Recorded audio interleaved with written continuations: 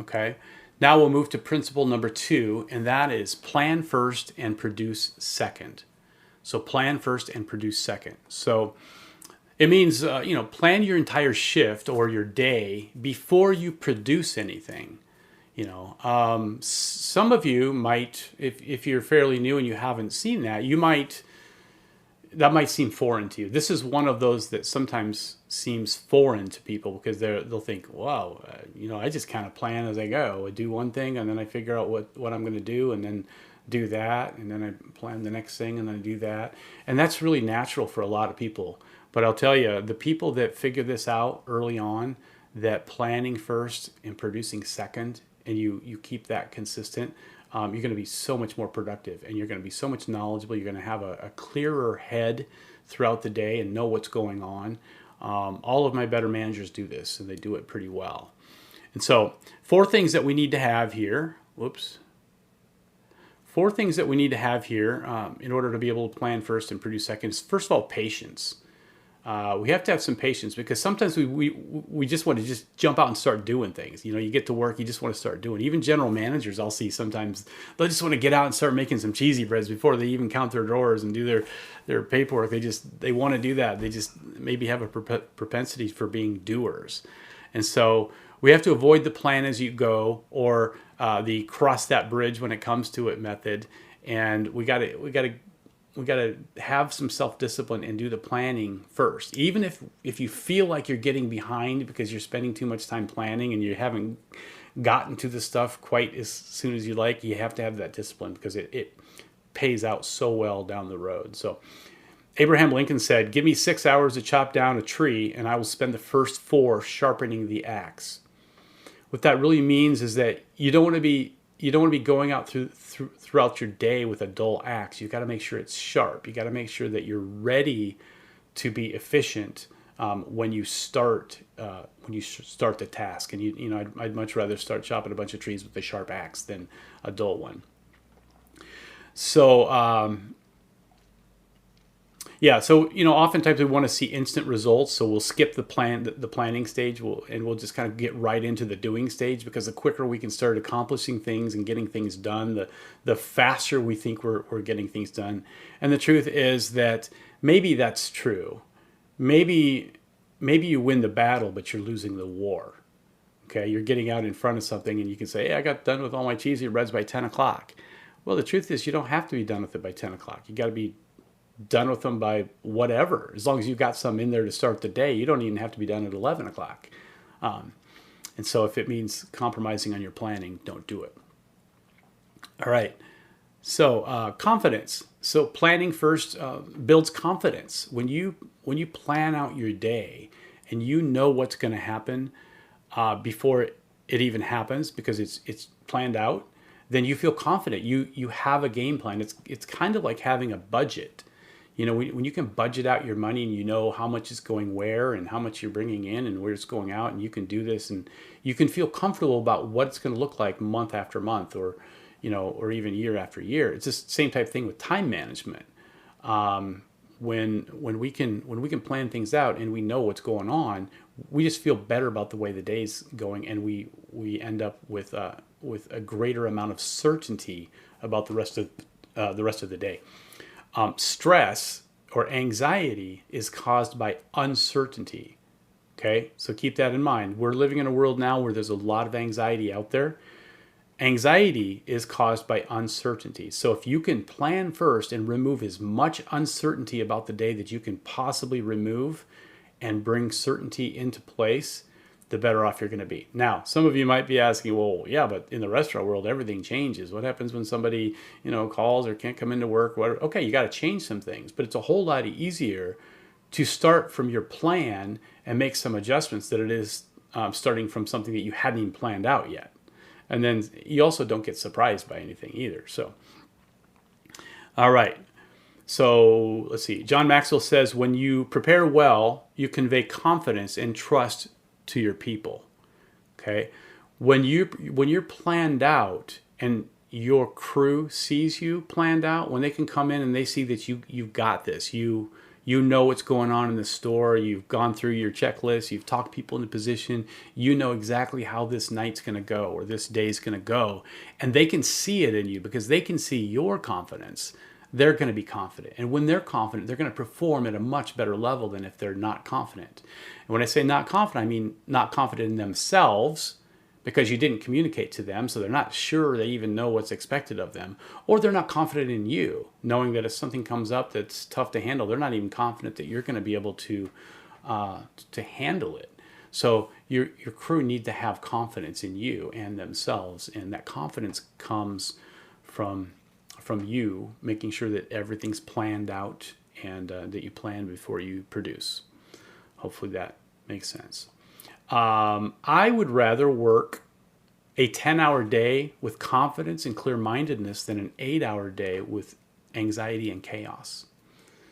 Unfortunately, I see people compromise on this. I'll see people really skip the planning stages. They'll just they just not disciplined enough or whatever, and they'll skip right through it. And the day just doesn't go well because now they're working in chaos and they're anxious. And because the day doesn't go well, they actually end up working a lot more because they're inefficient. Things aren't getting done right, and they're stopping to put out fires and all these different things. So one other statistic that I like to share is that I saw this, and it applies over most businesses, but especially I think especially in the hospitality or the restaurant industry, and that is that somewhere between 25 and 30% of your time is wasted in the restaurant. So think of labor hours. Like your store might have, 150 hours on the schedule. So think about 25% of that is being wasted doing one thing, and that is trying to figure out what to do next. Okay, we waste about a fourth of our labor just trying to figure out what to do next. Now, what if you were to figure out what you're going to do and do all your planning up front? Think about how much labor you can save. So, and that makes a big difference at the end of the week of what stores are going to perform well and which ones aren't. If you got one store that's just constantly kind of planning as you go, or not really planning, just kind of winging it as you go, you're going to be really inefficient when it comes to labor and production and food accuracy and everything. You're just going to be really inefficient. But if you can really know what you're doing, plan it out, you can really push through that and eliminate a lot of wasted time. All right. So that's confidence. Anticipation. So planning also requires anticipation. Oops. Move past. It requires anticipation. So have you ever heard of the term, expect the unexpected?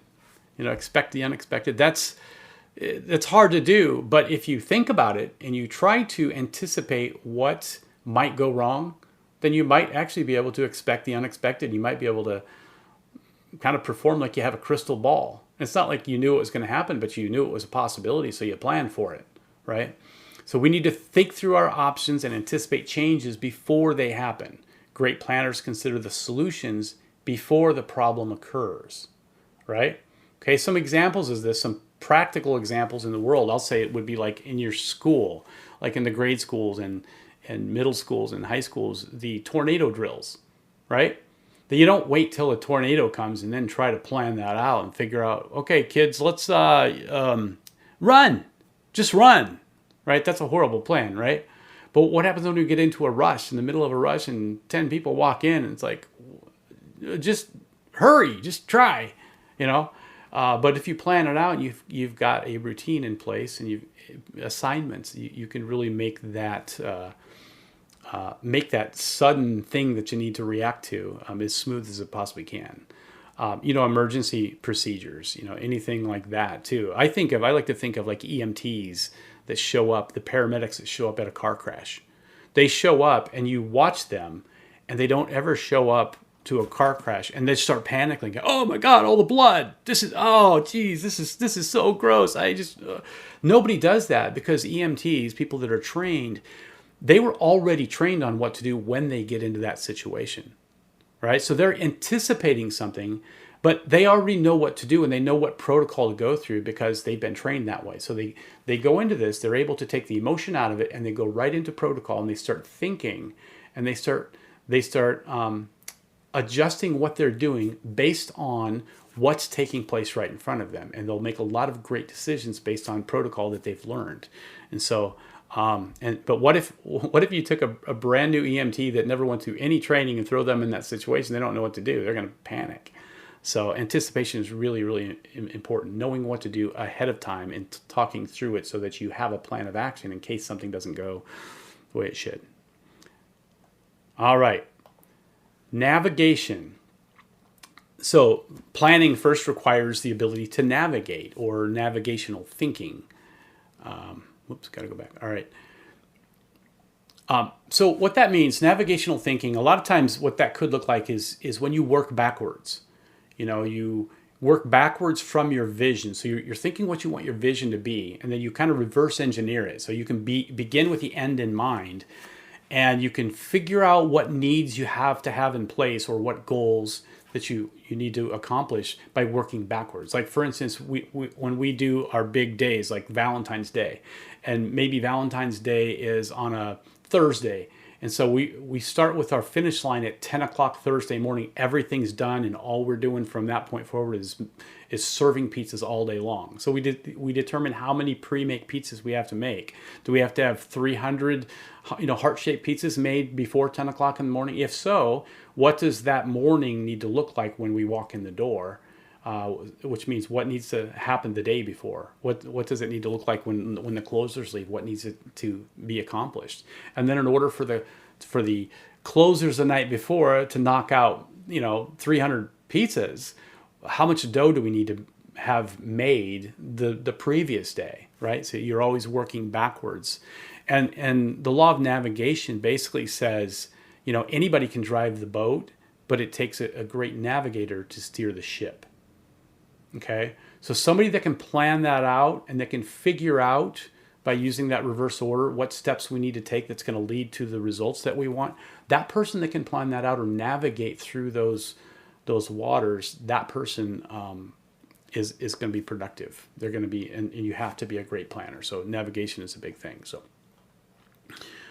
all right, let's see. A couple other ideas on navigation is that the needs will need to be thought out through many advisors. So if you're a navigator, if you're the one that's whose job is to navigate through a plan of action, then you got to ask questions when you don't know for sure. Get advice from people that haven't been there before, or that's been there before, and ask questions. Fill in those blanks that are in your mind, or it needs to be effective, and you need to target winning. Okay, so when you're planning and you're navigating, it needs to be effective. You're not going to navigate to do mediocre. You want to win, right? No NFL coach goes into a season saying, well, I think I just want to win like most of my games or some of my games. No, they would get fired if they said that. Their only acceptable answer is, we want to win the Super Bowl, right? And so you have to expect to win, and you have to target winning. And that's part of navigation. If you're navigating just to survive, you're never going to win anything. You're going to just survive. It'll be like a self-fulfilling prophecy. So, all right. The needs of the store needs to be communicated by the navigator. So whether that's written or verbal, written communication, or individual or group communication, or maybe reasons, or the whys. You've heard people talk about training.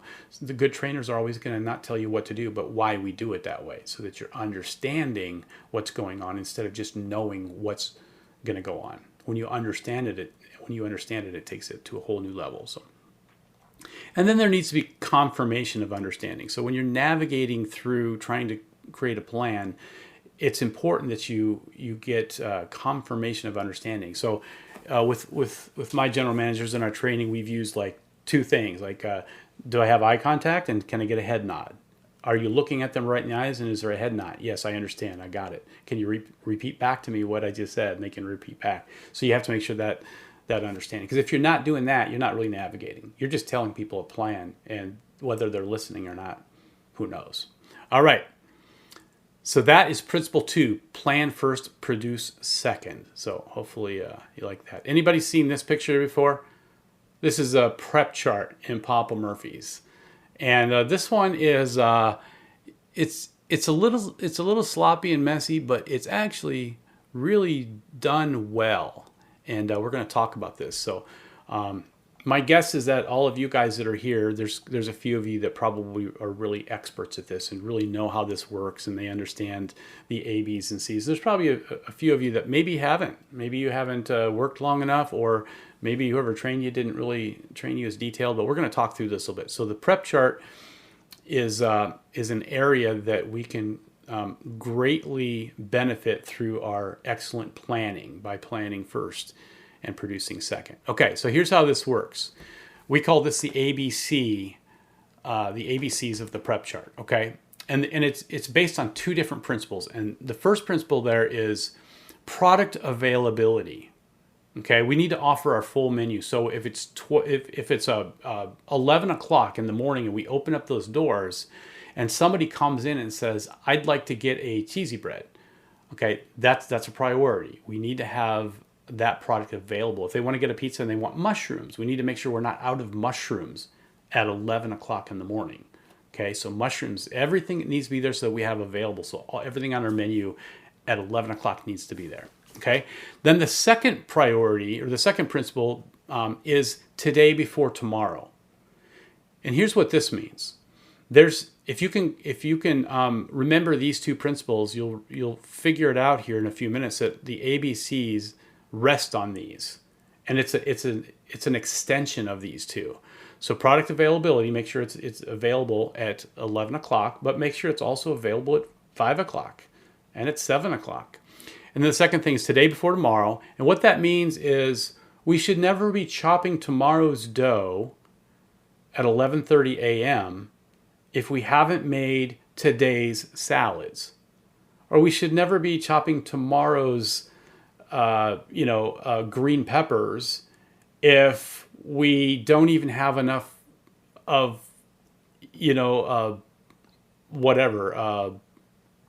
mushrooms. If we don't have enough mushrooms to make 3 pizzas.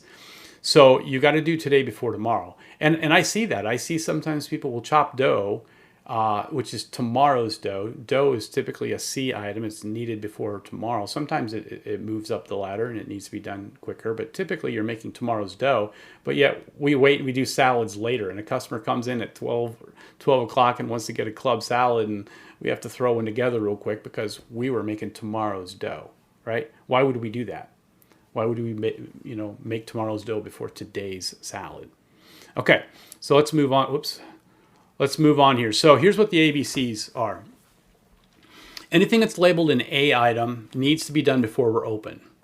This would be anything that we're out of first, because product availability makes sense. But then also, just by principle, we also just do all of our add-on sales first.